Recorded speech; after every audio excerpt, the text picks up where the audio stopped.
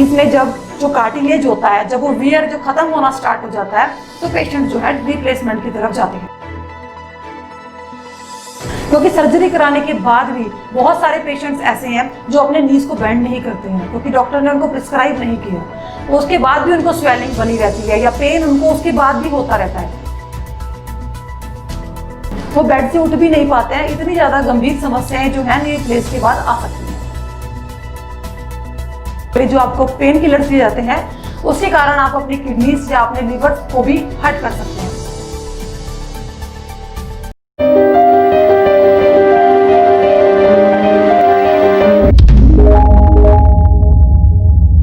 नमस्कार, मैं डॉक्टर वंदना, doctor Sharda मेडिलाइफ Ayurvedic hospital Ludhiana. आज मैं आपके साथ कुछ ऐसे रिस्क फैक्टर्स के बारे में डिस्कस करूंगी जो नी रिप्लेसमेंट्स के बाद पेशेंट को देखने को मिलते हैं। अगर आप सोच रहे हैं कि आप ऑपरेशन कराएं अपनी नीज का, तो मेरी कुछ बातों पे आप ध्यान दीजिए। सबसे पहले मैं आपको बताना चाहती हूँ कि नी रिप्लेसमेंट की सिचुएशन कब आती है। जब पेशेंट्स को घुटनों में बहुत ज़्यादा दर्द रहना शुरू हो जाता है, चलने में तकलीफ होने लग जाती है, अपने घुटने को मोड़ते वक्त तकलीफ महसूस करता है, या उसको लालीपन अपने घुटनों पे महसूस होती है, या स्वेलिंग महसूस होती है, बहुत ज़्यादा पेन होने लग जाता है, तो ये सिचुएशन जो है इतनी सीवियर हो जाती है कि पेशेंट जो है रिप्लेसमेंट तक की कंडीशन पर पहुँच जाते हैं। लेकिन एलोपैथी में अगर आप जाएंगे, किसी भी डॉक्टर से आप कंसल्ट करते हैं कि मुझे नीज में पेन है, तो वो आपको सीधा रिप्लेसमेंट का ही सोल्यूशन बताएंगे। लेकिन अगर आप आयुर्वेदिक ट्रीटमेंट स्टार्ट करते हैं तो आपको बहुत सारे बेनिफिट्स हो सकते हैं, जो कि आपको लाइफ लॉन्ग मेडिसिन नहीं खानी पड़ेंगी और आपको जो है ऑपरेशन भी नहीं कराना पड़ेगा। तो सबसे पहले जो दिक्कत ऑपरेशन कराने के बाद आती है, वो आती है जो हमारी कमर में इंजेक्शन लगाया जाता है, जो स्पाइनल एनेस्थीसिया हमें दिया जाता है, उसके कारण जो हमारी लाइफ लॉन्ग हमारी कमर में दर्द महसूस होने लग जाता है। आप ज़्यादा झुक नहीं सकते, आप ज़्यादा अपना वेट नहीं बढ़ा सकते, क्योंकि अगर आप अपना वेट बढ़ाएंगे तो वो जो वजन है आपकी नीज पर आएगा। क्योंकि हमारे नीज को एक लिमिट है वेट बियर करने की, जो है 60 से 70 या फिर 65 तक जो है हमारी नीज जो है वेट बियर कर सकती है। अगर इससे ज़्यादा हमारा वेट होता है तो हमारे नीज जो है वो खराब होने स्टार्ट हो जाते हैं। तो हमारे नीज में जब जो कार्टिलेज होता है, जब वो वियर जो खत्म होना स्टार्ट हो जाता है, तो पेशेंट जो है रिप्लेसमेंट की तरफ जाते हैं।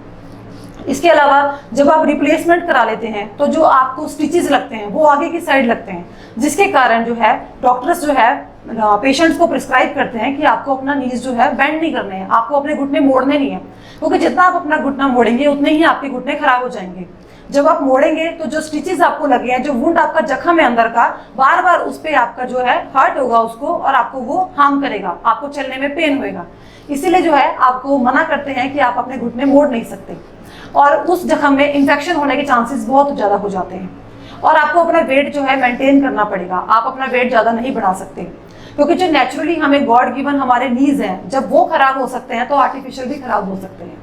क्योंकि जो नीज हैं हमें बचपन से हमें मिले हुए हैं, जो गॉड गिफ्टेड हमें नीज हैं, वो एक वेट बियर करने की कैपेसिटी रखते हैं। जब वो वेट हमारा ओवर हो जाता है तो नीज जो है खराब होने स्टार्ट हो जाते हैं। यही सिचुएशन रिप्लेसमेंट के बाद आती है। अगर आप अपने नी रिप्लेस भी करा लेते हैं और लगातार आपका वेट बढ़ रहा है, तो आपके जो नी रिप्लेस कराए हुए हैं, जो आपने आर्टिफिशियल अपने जो नीज डलवाए हैं, वो भी खराब होने के चांसेस हो जाते हैं। इसके अलावा जो आपको सर्जरी के बाद जो एंटीबायोटिक्स दिए जाते हैं या आपको पेन किलर्स दिए जाते हैं, जिसके कारण आपको बहुत ज़्यादा पेन होता है, वो आपको कम करने के लिए जो आपको पेन किलर्स दिए जाते हैं, उसके कारण आप अपनी किडनीज या अपने लीवर को भी हर्ट कर सकते हैं, वो भी आपको हार्म कर सकते हैं।